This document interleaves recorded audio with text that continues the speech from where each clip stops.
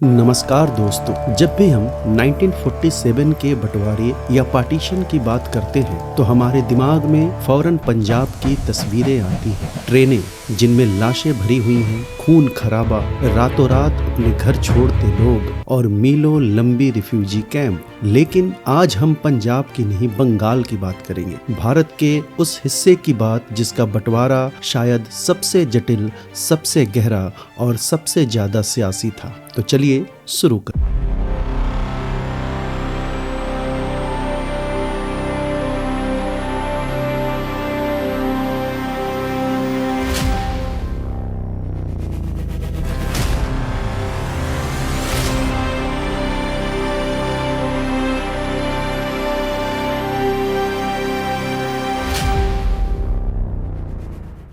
हमारी कहानी 1947 से शुरू नहीं होती, बल्कि उसके पीछे सालों की सियासत से होती है। एक बहुत बड़ी बिसात बिछाई जाती है। यह कहानी जिसने 1947 के आने से बहुत पहले ही बंगाल के लोगों के दिलों को, उनके दिमागों को काटना शुरू कर दिया था। आमतौर पर हमें पढ़ाया जाता है कि बंटवारा सिर्फ अंग्रेजों और मुस्लिम लीग की साजिश थी, लेकिन जॉय चटर्जी अपनी किताब Bengal divided, Hindu communalism and partition से साबित करती हैं कि कैसे बंगाल के अमीर, पढ़े लिखे और ताकतवर हिंदू नेताओं ने, जिन्हें भद्रलोक कहा जाता था, अपनी सत्ता और अपना पैसा बचाने के लिए खुद बंटवारे की मांग की। ब्रिटिश सरकार और बड़े एलीट नेता खिलाड़ी थे और आम जनता, चाहे वो हिंदू हो या मुसलमान, सिर्फ मोहरे थे। साल 1905 यह वो वक्त था जब बंगाल पूरे भारत में आजादी की लड़ाई का, कला का और शिक्षा का सबसे बड़ा केंद्र था। उस समय का बंगाल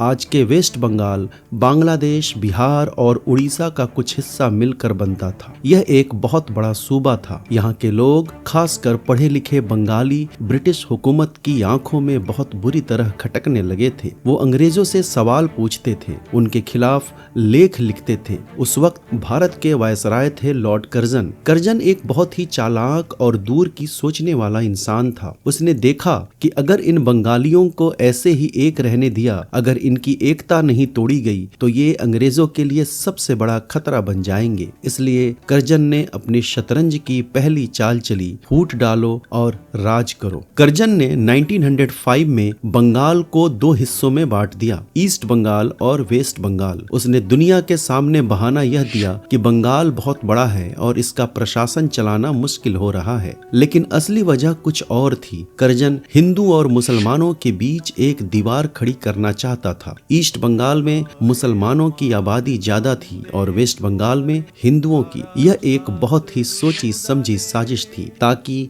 ये दोनों समुदाय आपस में लड़ते रहे और अंग्रेजों के खिलाफ कभी एक न हो सके। लेकिन अंग्रेजों का यह दाव उस वक्त उल्टा पड़ गया। बंगाल के पढ़े लिखे एलीट वर्ग, जिन्हें भद्रलोक कहा जाता था, जिसमें बड़े बड़े वकील, डॉक्टर, जमींदार, लेखक और नेता शामिल थे, उन्होंने इस बंटवारे का जबरदस्त विरोध किया। गुरुदेव रविंद्रनाथ टैगोर जैसे महान विचारकों ने लोगों को एक किया। पूरे बंगाल की सड़कों पर वंदे मातरम के नारे गूंजने लगे। लोग घरों से बाहर निकल आए। विरोध का एक ऐसा सैलाब आया जिसने ब्रिटिश हुकूमत की नींव हिला दी। हिंदू और मुसलमानों ने एक दूसरे की कलाइयों पर राखी बांधी, उपवास रखे, यह दिखाने के लिए कि अंग्रेज उन्हें कभी बांट नहीं सकते। यह जन आंदोलन इतना बड़ा और इतना ताकतवर था कि हार कर ब्रिटिश सरकार को घुटने टेकने पड़े। साल 1911 में उन्हें बंगाल का बंटवारा रद्द करना पड़ा और बंगाल फिर से एक हो गया।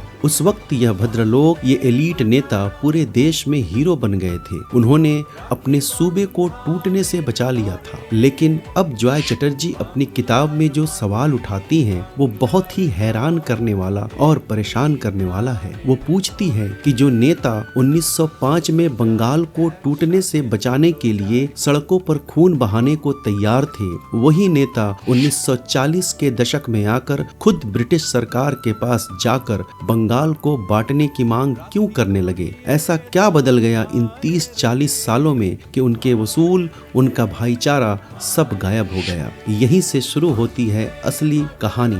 1911 के बाद ब्रिटिश सरकार यह अच्छी तरह समझ गई थी कि बंगाल को सीधे सीधे नक्शे पर लाइन खींच कर नहीं बांटा जा सकता। अगर बंगाल को तोड़ना है तो लोगों के दिलों को, उनके दिमागों को बांटना होगा, और दिमाग बांटने का सबसे बेहतरीन और लीगल तरीका है सियासत और चुनाव। अंग्रेजों ने भारत में धीरे धीरे चुनाव और वोटिंग का सिस्टम शुरू किया, लेकिन इसमें एक बहुत ही खतरनाक जहर मिला दिया। उन्होंने कहा कि लोग अपने धर्म के आधार पर वोट देंगे, यानी हिंदू नेता को सिर्फ हिंदू वोट देंगे और मुस्लिम नेता को सिर्फ मुसलमान वोट देंगे। इस सिस्टम को सेपरेट इलेक्टोरेट्स कहा गया। ये वो दौर था जब बंगाल की जमीनी हकीकत आज से बहुत अलग थी। बंगाल की कुल आबादी में मुसलमान ज्यादा थे, लेकिन पैसा, जमीन, नौकरियां और तालीम यह सब भद्रलोक यानी एलीट हिंदू नेताओं के पास थी। मुसलमान और निचली जाति के हिंदू ज्यादातर गरीब किसान थे जो इन बड़े बड़े जमींदारों के खेतों में मजदूरी करते थे।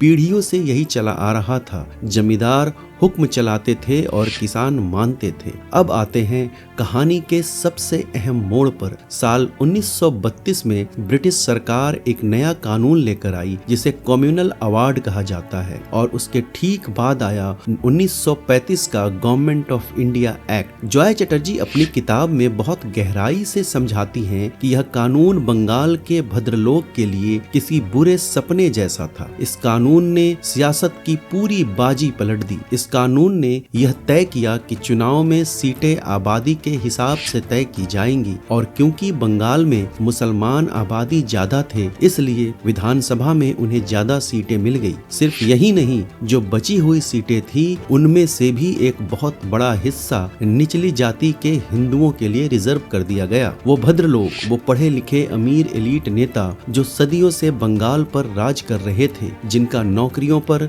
जमीन पर और सियासत पर पूरा कब्जा था, अचानक उन्हें लगा कि उनके पैरों के नीचे से जमीन खिसक रही है। चुनाव के इस नए सिस्टम में उनकी ताकत हमेशा के लिए खत्म हो रही थी। अब अगर बंगाल में कोई भी सरकार बनती तो वो भद्रलोक के वोटों से नहीं, बल्कि मुसलमानों और गरीब किसानों के वोटों से बनती। वो एलीट वर्ग जो हमेशा से राज करने का आदी था, अब अचानक माइनॉरिटी बन गया था। इस नए कानून का असली असर दिखा 1937 के चुनाव में। 1937 में बंगाल में चुनाव हुए और बिल्कुल वही हुआ जिसका भद्रलोक को डर था। इन चुनावों में एलीट नेताओं की करारी हार हुई और एक नई पार्टी सत्ता में आई, कृषक प्रजा पार्टी, जिसके नेता थे ए.के. फजलुल हक। फजलुल हक ने मुस्लिम लीग के साथ मिलकर बंगाल में सरकार बनाई। फजलुल हक की पार्टी जमींदारों की नहीं बल्कि किसानों की पार्टी थी। सरकार बनते ही उन्होंने ऐसे कानून पास करने शुरू कर दिए जिससे गरीब किसानों का कर्जा माफ हो सके।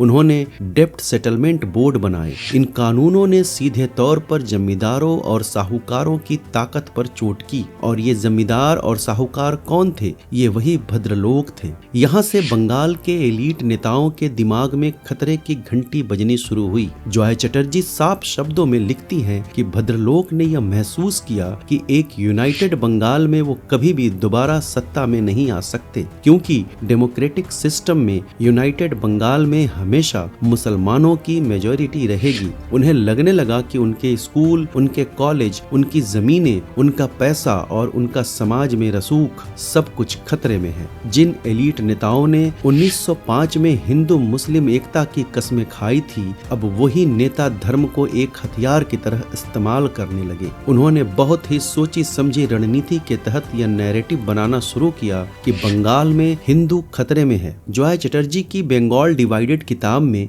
इस बात को अखबारों, पर्चों और नेताओं के बयानों के सबूतों के साथ पेश करती है। हिंदू महासभा नाम की पार्टी, जो पहले बंगाल में बहुत कमजोर थी, अचानक इन अमीर जमींदारों और पढ़े लिखे भद्रलोक के बीच बहुत मशहूर होने लगी। श्यामा प्रसाद मुखर्जी जैसे नेताओं ने पूरे बंगाल का दौरा किया। उन्होंने घर घर जाकर यह डर फैलाना शुरू किया कि अगर बंगाल एक रहा तो हिंदुओं की संस्कृति, उनकी भाषा और उनका वजूद पूरी तरह खत्म हो जाएगा। धर्म के नाम पर रैलियां निकाली जाने लगी, अखबारों में लेख लिखे जाने लगे कि कैसे मुस्लिम मेजॉरिटी सरकार हिंदुओं के अधिकारों को कुचल रही है। यह कोई अचानक आया हुआ गुस्सा नहीं था, यह बहुत ही ठंडे दिमाग से खेली गई बिसात थी। भद्रलोक यह अच्छी तरह समझ चुके थे कि अगर उन्हें अपनी ताकत बचानी है तो उन्हें बंगाल का वो हिस्सा चाहिए जहां हिंदू मेजॉरिटी में हो, यानी वेस्ट बंगाल। जया चटर्जी बताती हैं कि भद्रलोक ने एक हिंदू ब्लॉक बनाने की कोशिश की ताकि वो अपनी सत्ता बरकरार रख सके।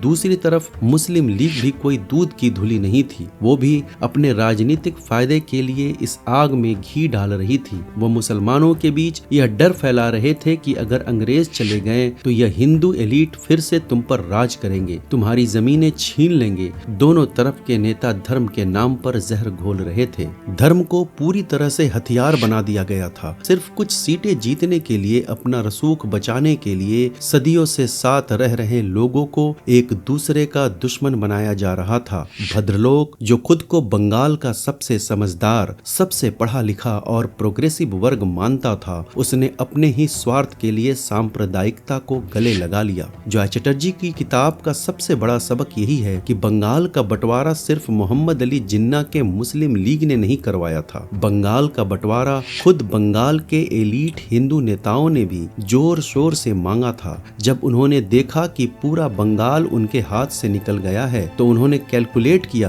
कि पूरा बंगाल हारने से अच्छा है आधा बंगाल अपने पास रख लिया जाए जहां हम राज कर सके। और इन सब के बीच फंसा था आम इंसान, वो किसान, वो मजदूर, वो आम नागरिक जिसे सियासत के इस गंदे खेल का कोई अंदाजा ही नहीं था। वो सिर्फ शतरंज के मोहरे थे जिन्हें अगले कुछ ही सालों में बेरहमी से काटा जाने वाला था। 1940 के दशक के मध्य तक आते आते नेताओं ने बारूद का एक बहुत बड़ा ढेर इकट्ठा कर लिया था। दिमागों का बंटवारा हो चुका था, नफरत की जमीन पूरी तरह तैयार हो चुकी थी, लोगों के दिलों में एक दूसरे के लिए शक पैदा हो चुका था और अब इस बारूद के ढेर में सिर्फ एक चिंगारी लगाने की, और वो खौफनाक चिंगारी लगी अगस्त 1946 में, जब यह सियासत का शतरंज का खेल कलकत्ता की सड़कों पर खून की होली में बदल गया। मशहूर लेखक और पत्रकार निशीथ हजारी अपनी किताब midnight Furies the deadly legacy of Indian partition में 1946 के कलकत्ता का जो नजारा पेश किया है वह किसी डरावनी फिल्म से कम नहीं है। यह किताब हमें बताती है कि जब सरकार, पुलिस और प्रशासन पूरी तरह से काम करना बंद कर दे तो इंसान कितनी जल्दी एक जानवर में बदल सकता है। कहानी शुरू होती है अगस्त 1946 से। अगस्त के महीने में कलकत्ता का मौसम बहुत ही भयानक होता है। हवा में ह्यूमिडिटी इतनी ज्यादा होती है कि पसीना सूखता नहीं है। एक अजीब सी घुटन होती है जैसे हवा ही कम पड़ गई हो। निशीथ हजारी अपनी किताब में लिखते हैं कि उस साल अगस्त की यह घुटन सिर्फ मौसम में नहीं थी बल्कि शहर के माहौल में भी थी। हर इंसान डरा हुआ था। शहर में एक खामोशी थी, लेकिन यह सुकून वाली खामोशी नहीं थी। यह किसी बड़े तूफान के आने से पहले की खामोशी थी। दिल्ली में बैठे मुस्लिम लीग के बड़े नेता मोहम्मद अली जिन्ना ब्रिटिश सरकार के फैसलों से नाराज थे। वह पाकिस्तान की अपनी मांग को लेकर कोई समझौता नहीं करना चाहते थे। अपनी ताकत दिखाने के लिए जिन्ना ने ऐलान किया कि 16 अगस्त 1946 को पूरे देश में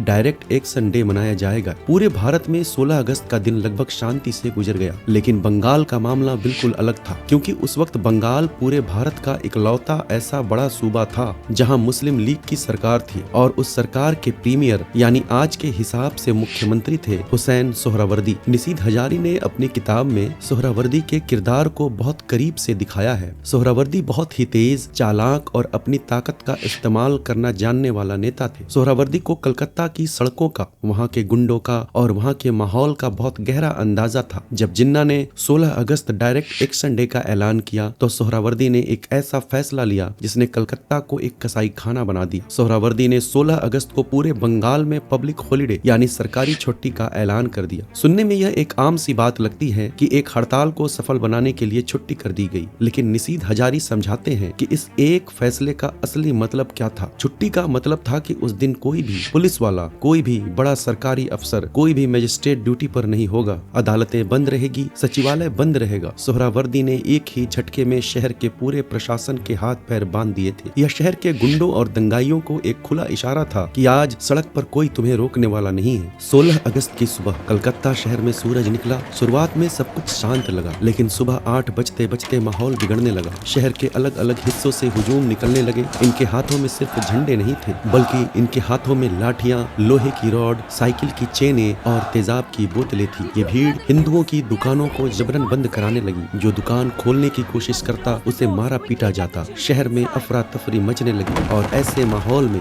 सबसे तेजी से जो चीजें फैलती है वो है अफवाह। और जब अफवाहें फैलती है तो सच की कोई कीमत नहीं रह जाती। दोपहर होते होते कलकत्ता के बीचों बीच मौजूद बहुत बड़े मैदान में लाखों लोगों की भीड़ जमा हो गई। यहाँ सोहरावर्दी भाषण देने आए। निशीथ हजारी लिखते हैं कि सोहरावर्दी ने अपने भाषण में क्या कहा इसके बिल्कुल सटीक सबूत तो नहीं है, लेकिन उस भाषण को सुनकर भीड़ ने क्या समझा यह इतिहास के पन्नों पर खून से लिखा गया है। सोहरावर्दी के भाषण के बाद भीड़ को यह यकीन हो गया कि पुलिस और सेना बीच में नहीं आएगी। जैसे ही वह रैली खत्म हुई, कलकत्ता का असली नर्क शुरू हो गया। भीड़ वापस लौटते समय दुकानों को लूटने लगी, घरों में आग लगाने लगी। शहर में हिंदू और मुसलमान दोनों तरफ के चरमपंथियों ने अपने अपने मोहल्ले को किले में बदल दिया। यह वो दौर था जब कलकत्ता में बहुत सी घनी बस्तियां थीं। इन बस्तियों के रास्ते इतने संकरे थे कि दो लोग भी एक साथ नहीं चल सकते थे। जब इन बस्तियों में आग लगाई गई तो लोग अंदर ही फंस कर रह गए। जो आग से बचने के लिए बाहर भागता उसे सड़क पर इंतजार कर रहे लोग चाकुओं और लाठियों से मार डालते।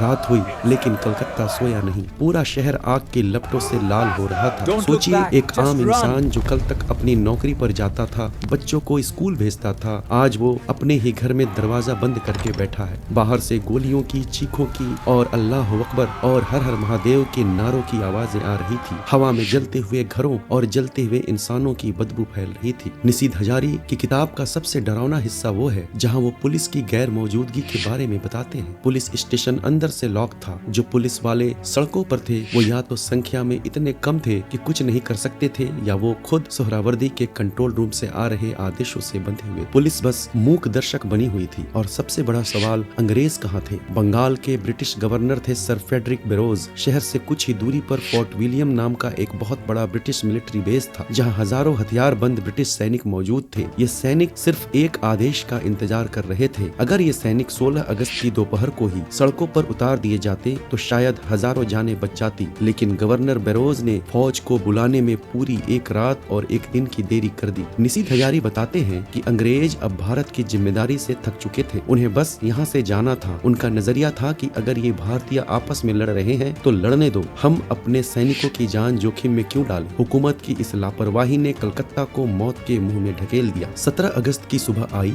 अब तक जो हमले हो रहे थे, अब उनका खौफनाक जवाब आना शुरू हुआ। शहर के हिंदुओं ने भी हथियार उठा लिए। अब यह दंगा नहीं, एक खुला गृह युद्ध बन चुका था। दोनों तरफ से बेरहमी की सारी हदें पार कर दी गईं। बच्चों, औरतों और बूढ़ों को भी नहीं बख्शा गया। लोग अपने पड़ोसियों के खून के प्यासे हो गए थे, जिनके साथ उन्होंने अपनी पूरी जिंदगी गुजारी थी। गर्मी और उमस बढ़ती जा रही थी और इस गर्मी में कलकत्ता की सड़कों का जो नजारा था वो दिल दहला देने वाला था। निशीथ हजारी बताते हैं कि सड़कें लाशों से पटी पड़ी थी। रिक्शों पर, ठेलों पर, नालियों में हर जगह लाशें थी। कलकत्ता का सीवर सिस्टम यानी नालियां लाशों की वजह से ब्लॉक हो गई थी। बारिश हुई तो खून और पानी मिलकर सड़कों पर बहने लगा। आसमान में गिद्ध मंडराने लगे थे और सड़कों पर आवारा कुत्ते उन लाशों को नोच रहे थे। यह कलकत्ता शहर नहीं था, यह मौत का एक बहुत बड़ा बाजार बन गया था। अंत में 18 अगस्त के आसपास जब हालात पूरी तरह बेकाबू हो गए, तब जाकर ब्रिटिश सेना को सड़कों पर उतारा गया। सेना ने फ्लैग मार्च किया और धीरे धीरे शहर में एक डरावनी शांति छाने लगी। लेकिन तब तक बहुत देर हो चुकी थी। सिर्फ इन 72 घंटों में 4000 से 5000 लोगों की जान जा चुकी थी। कुछ इतिहासकार तो कहते हैं कि मौत का असली आंकड़ा 10,000 के पार था। 1 लाख से ज्यादा लोग हमेशा के लिए बेघर हो चुके थे। इन 72 घंटों ने सिर्फ कलकत्ता की इमारतें नहीं जलाई, बल्कि सदियों से चले आ रहे भरोसे को जलाकर राख कर दिया था। इन 3 दिनों की हिंसा के बाद जो खून की नदी कलकत्ता की सड़कों पर बही थी, उसे पार करके वापस जाना अब मुमकिन नहीं था। हर हिंदू के दिमाग में और हर मुसलमान के दिमाग में एक बात पूरी तरह साफ हो गई थी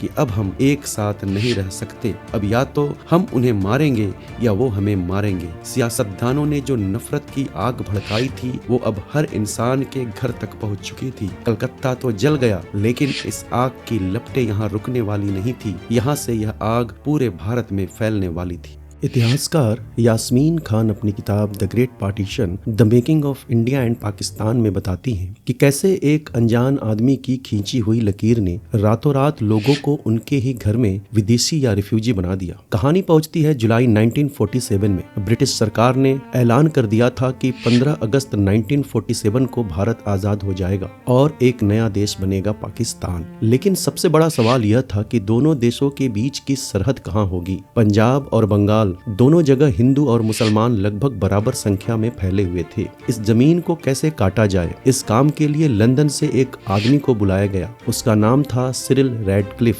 रैडक्लिफ पेशे से एक बहुत बड़े और कामयाब वकील थे, लेकिन यास्मीन खान लिखती हैं कि रैडक्लिफ का भारत से कोई लेना देना नहीं था। उन्होंने अपनी जिंदगी में कभी भारत की जमीन पर कदम नहीं रखा था। उन्हें यहाँ के लोगों, यहाँ की संस्कृति, यहाँ की नदियों और यहाँ के भूगोल के बारे में कुछ भी नहीं पता था। ब्रिटिश सरकार ने उन्हें जानबूझकर चुना था, यह सोचकर कि जो आदमी भारत के बारे में कुछ नहीं जानता वो बंटवारे के मामले में पूरी तरह निष्पक्ष रहेगा। रैडक्लिफ 8 जुलाई 1947 को दिल्ली पहुंचते हैं। दिल्ली की चिलचिलाती गर्मी, उमस और मच्छरों के बीच उन्हें एक बहुत ही अजीब और नामुमकिन सा काम सौंपा जाता है। उन्हें पूरे भारत के दो सबसे बड़े और सबसे जटिल सूबे पंजाब और बंगाल को बीच से काटना था, और उस काम को करने के लिए उन्हें कितना वक्त दिया गया? सिर्फ 5 हफ्ते। जी हाँ, सिर्फ 35 से 40 दिन। यास्मीन खान अपनी किताब में इस पूरी प्रक्रिया को एक मजाक और एक बहुत बड़े प्रशासनिक फेलियर की तरह दिखाती हैं। रैडक्लिफ के पास जो नक्शे थे वो सालों पुराने और आउटडेटेड थे। जिन सेंसस डेटा के आधार पर वो तय कर रहे थे कि कहाँ हिंदू ज्यादा हैं और कहाँ मुसलमान, वो आंकड़े 1941 के थे, जो अब तक पूरी तरह बदल चुके थे। बंगाल का भूगोल तो और भी खतरनाक था। बंगाल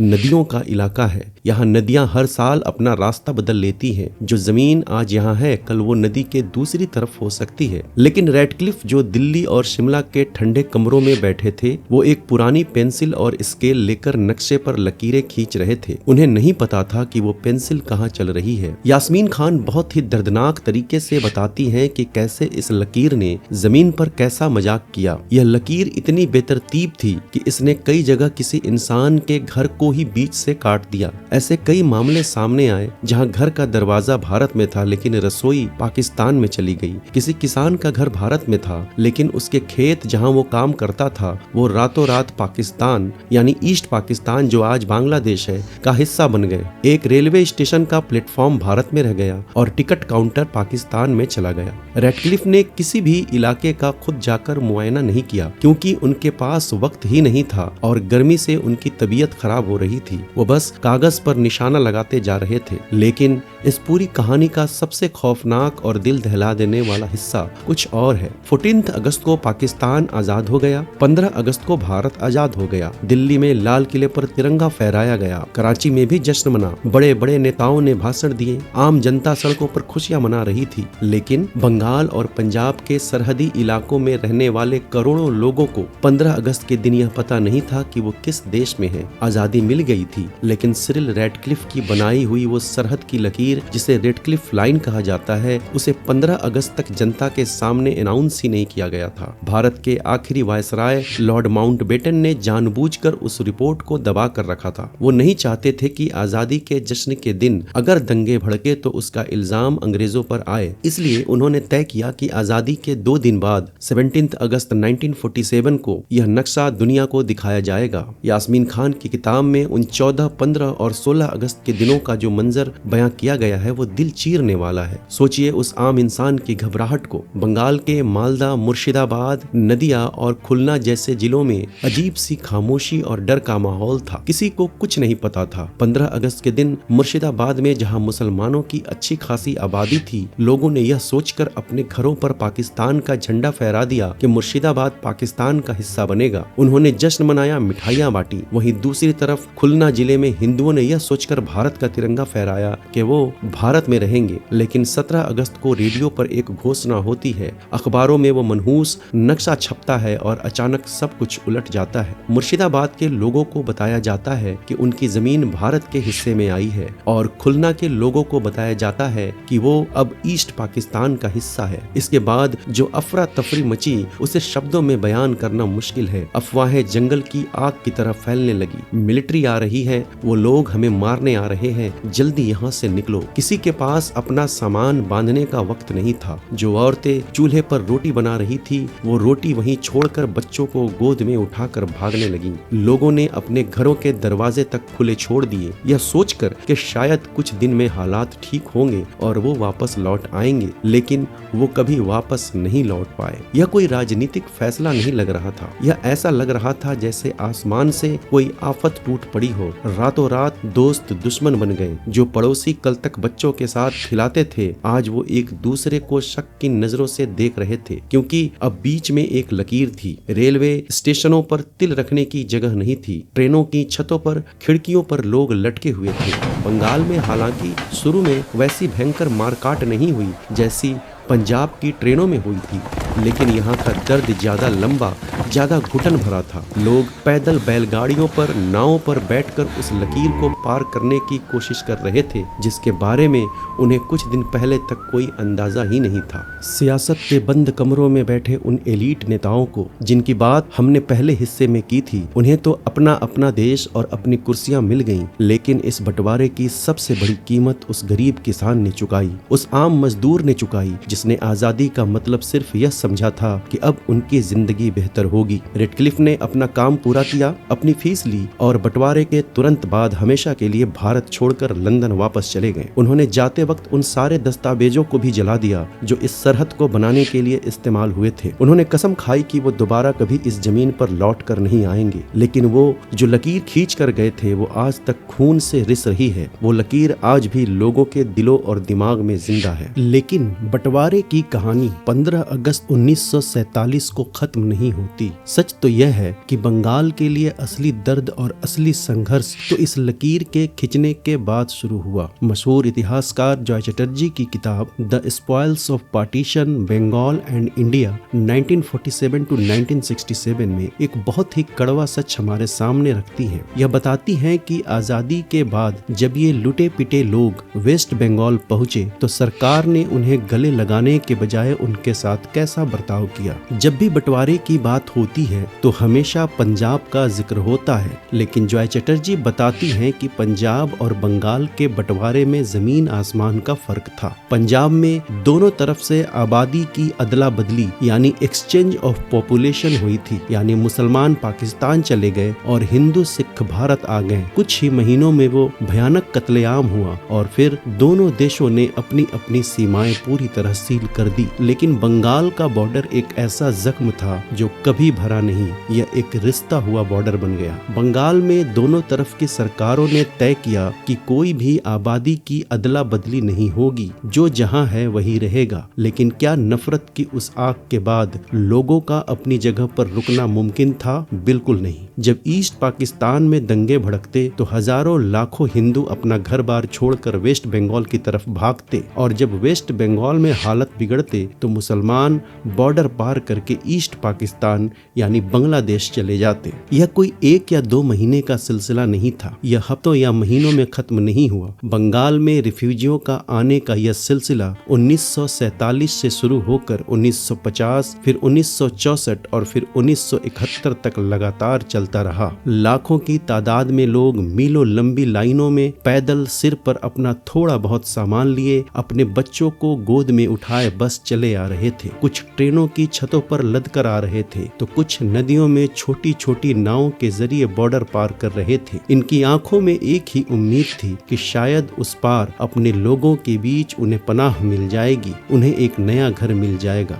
लेकिन जॉय चटर्जी अपनी किताब में जिस सच्चाई से पर्दा उठाती हैं वो बहुत ही दर्दनाक है। वो बताती हैं कि भारतीय सरकार ने और वेस्ट बंगाल की सरकार ने बंगाल के रिफ्यूजियों के साथ बहुत ही सौतेला और रूखा व्यवहार किया। पंजाब से से जो रिफ्यूजी दिल्ली या उत्तर भारत आए थे, सरकार ने उन्हें बसाने के लिए बहुत मदद की थी, क्योंकि पंजाब से बहुत सारे मुसलमान पाकिस्तान चले गए थे। इसलिए उनकी छोड़ी हुई जमीनें, उनके घर और खेत भारत सरकार ने हिंदू और सिख रिफ्यूजियों में बांट दिए। इसे कंपनसेशन कहा गया। लेकिन बंगाल में कहानी बिल्कुल अलग थी। वेस्ट बंगाल से ज्यादातर मुसलमान तुरंत ईस्ट पाकिस्तान नहीं गए थे, इसलिए वेस्ट बंगाल की सरकार के पास कोई खाली जमीन या खाली घर नहीं थे जो वो रिफ्यूजियों को दे सके। इससे भी बड़ी बात यह थी कि उस वक्त की भारत सरकार यह मानने को तैयार ही नहीं थी कि ये रिफ्यूजी हमेशा के लिए आ गए हैं। सरकार को लगता था कि जब हालात ठीक होंगे तो ये सब वापस ईस्ट पाकिस्तान लौट जाएंगे। इसलिए सरकार ने इन्हें नागरिक मानने से ही इनकार कर दिया। उन्हें कोई मुआवजा नहीं दिया गया। तो फिर उन लाखों लोगों का क्या हुआ जो अपनी जान बचाकर कलकत्ता शहर में दाखिल हुए थे? अगर आपको उस बेबसी को महसूस करना है तो आपको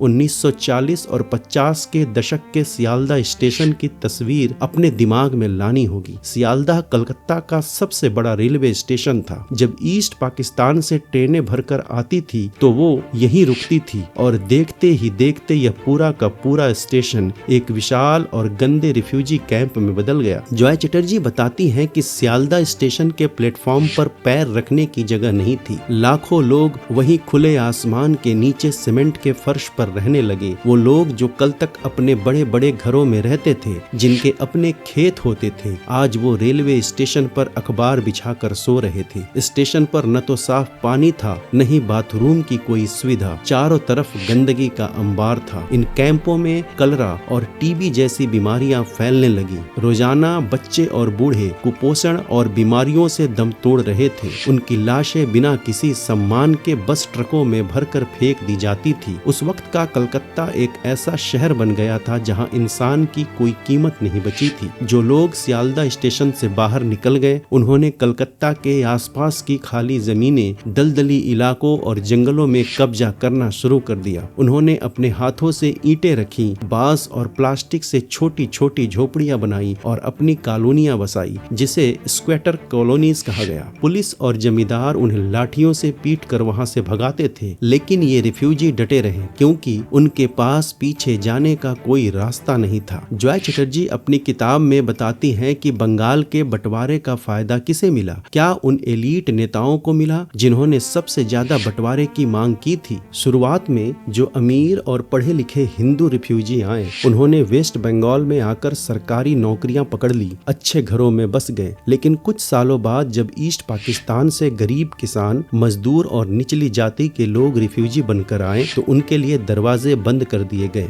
भद्रलोक एलीट वर्ग ने इन गरीब रिफ्यूजियों को अपनाने से साफ इनकार कर दिया। सरकार ने इन गरीब शरणार्थियों को कलकत्ता से दूर दंडकारण्य के घने जंगलों में, उड़ीसा और मध्य प्रदेश के बंजर इलाकों में ट्रेन में भरकर भेज दिया, जहां न खेती हो सकती थी न पीने का पानी था। यह बंगाल के इतिहास का एक ऐसा काला अध्याय है जिसे अक्सर भुला दिया जाता है। अपने ही लोगों ने अपने ही लोगों को उनके हाल पर छोड़ दिया था। बंटवारे के इस दर्द ने, इस गुस्से ने आधुनिक वेस्ट बंगाल के डीएनए को हमेशा के लिए बदल कर रख दिया। कल्पना कीजिए उस पीढ़ी की जिसने अपना सब कुछ खो दिया, जिसे सरकार से न कोई मदद मिली, जिसे सियालदा स्टेशन की गंदगी में छोड़ दिया गया। उनके बच्चों के अंदर कितना गुस्सा होगा। यही वो गुस्सा था, यही वो निराशा थी जिसने वेस्ट बंगाल में एक नई राजनीतिक क्रांति को जन्म दिया। रिफ्यूजी कॉलोनियों के इसी गुस्से से लेफ्ट विंग यानी कम्युनिस्ट राजनीति ने बंगाल में अपनी जड़ें मजबूत की।